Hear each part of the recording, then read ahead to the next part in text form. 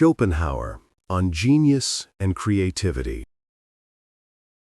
The formidable German philosopher Arthur Schopenhauer presented a perspective on genius and creativity that remains as challenging and illuminating today as it was in the 19th century. Far from the romantic notion of genius as merely exceptional talent or disciplined effort, Schopenhauer anchored it in a profound metaphysical capacity, the ability to momentarily transcend the relentless demands of the will and perceive the world and, specifically, the Platonic ideas, the eternal, objective forms of all things, as pure, will-less subjects of knowing. The tyranny of the will and the escape of genius.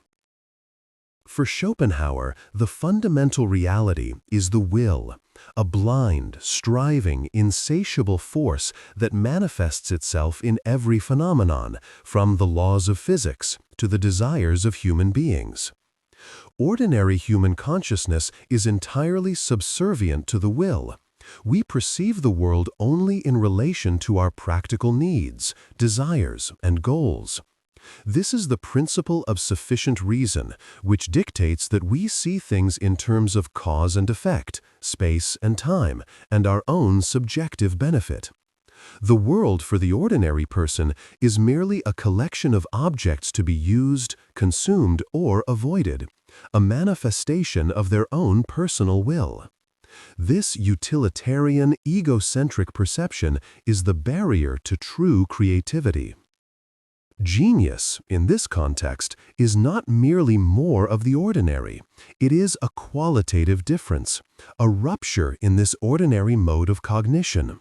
The genius is the one who can achieve a rare and temporary state of will-less contemplation. In this state, the intellect detaches itself from the service of the individual will. The genius no longer asks, "How does this benefit me?" or "What is the cause and effect of this?"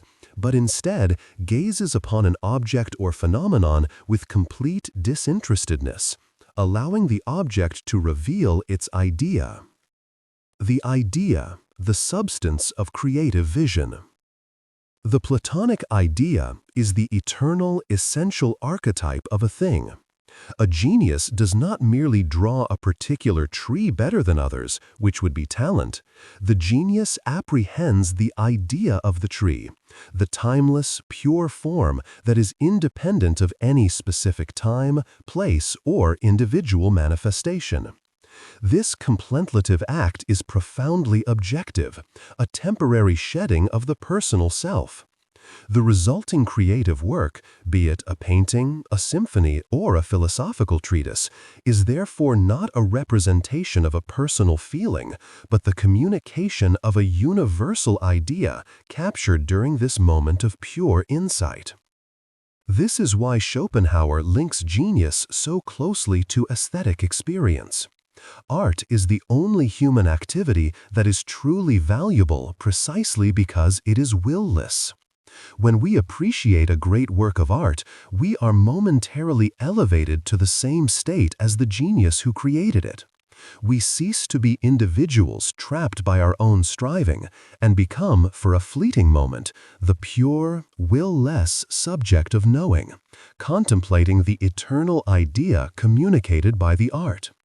This elevation is the source of the profound, non-utilitarian pleasure we derive from genuine artistic creativity. Genius, melancholy, and the paradox of utility. Schopenhauer's analysis carries a subtle, tragic dimension. Because the genius lives partially outside the practical, goal-oriented world of the will, they are often ill-equipped for the ordinary affairs of life. They are more attuned to the suffering and futility inherent in the ceaseless striving of the will in the world, leading to a predisposition for melancholy and isolation. The genius's intellect, being overdeveloped and liberated from the primary function of serving individual survival, often finds the world tedious, ugly, and frustrating. Moreover, the genuine creative act is fundamentally useless in the utilitarian sense. It is not done to earn money, gain power, or satisfy a personal craving. If an artist creates primarily for fame or wealth, they are merely operating under the will and producing works of talent, skillful manipulation of means to an end, not genius, will-less, intuitive apprehension of an idea. The creative work of genius is a kind of miracle of uselessness, a surplus of insight that momentarily redeems existence by showing us the eternal forms hidden beneath the chaotic flow of phenomenon. Ultimately, Schopenhauer's take on creativity is a challenging one.